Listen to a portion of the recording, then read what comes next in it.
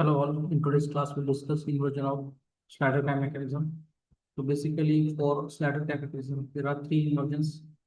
First is elliptical tremor, second Scotch-Yoke mechanism, and third is Oldham's coupling. Okay. So we'll start with elliptical tremor. Basically,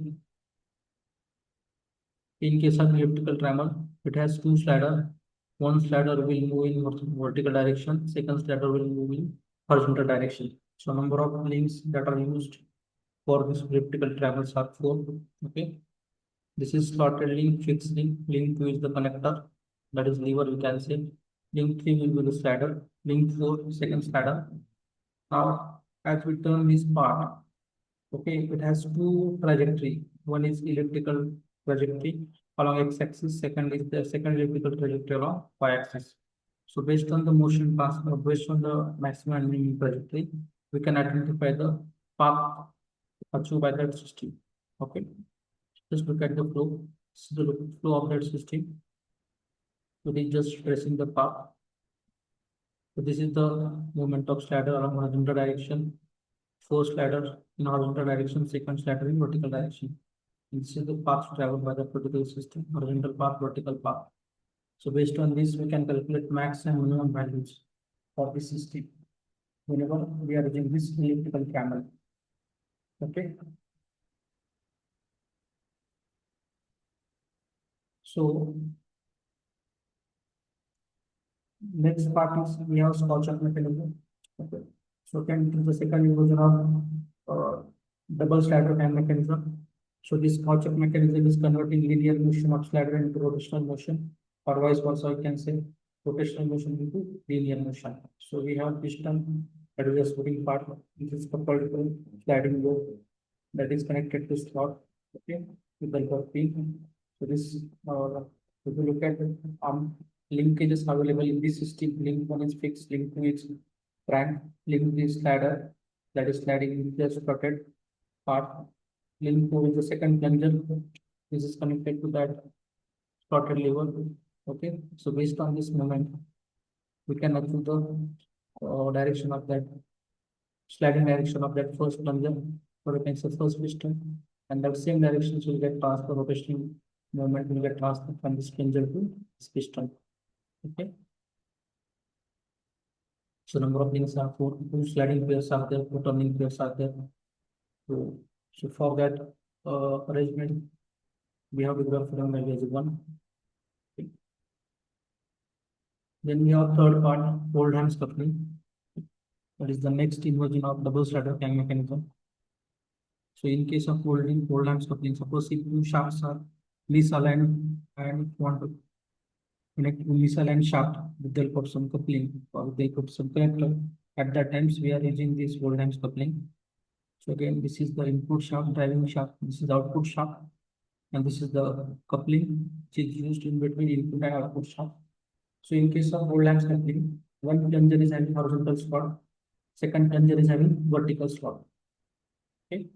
So this, if you look at the direction of rotation, one plunger is fixed in vertical slot, second plunger is fixed into horizontal slot.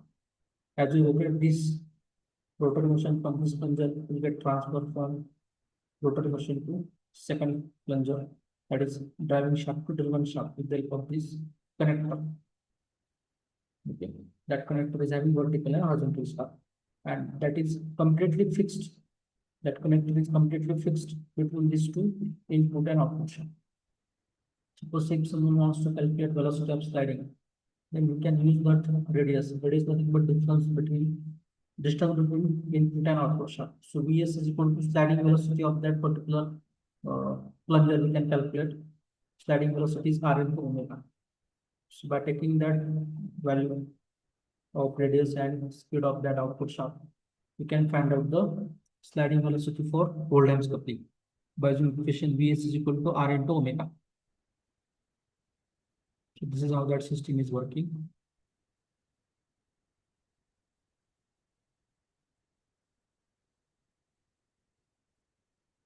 Input shaft, output shaft. This is the two misaligned shafts. This is the plunger which is fixed between that particular slot, or you can say connector. Connector is fixed between that particular slot. Actually, moment of old lamps coupling, how it is connected, and how it is working. Okay, so whenever suppose if diameter of shaft is more and distance is very less or minor distance is there, and if that shafts are misaligned with that minor distance, at that time this old lamps coupling is perfectly working and it is giving exact motion transmission from input shaft to output shaft. Okay, you can find out the torque also, torque for input and output shaft by equating T1 omega 1 is equal to T2 omega 2 by considering same efficiency of motion transmission. Okay, velocity of sliding we can calculate by using equation Vs is equal to R into omega, that we can use. Okay, and the last part is mechanical advantage. Okay, so mechanical advantage, it is a key concept mechanics, or you can say for application of force we are using for any device, for any system that represent the input force, correlation between output force and input force. Okay, so it is the factor by which mechanism multiplies the input force to perform any work or any particular operation. So based on this mechanical advantage, uh, we get idea on how much force, input force is required to perform particular task. Okay, and to get the value of particular force, we are using this mechanical advantage. So this is the equation FA&B. So by taking FA into A and FA into B about this lever position, we can identify the amplification ratio or mechanical advantage that is required to operate any particular system, to perform any task on that particular system. Okay, so this is all about related to this inversion or double slider kind mechanisms.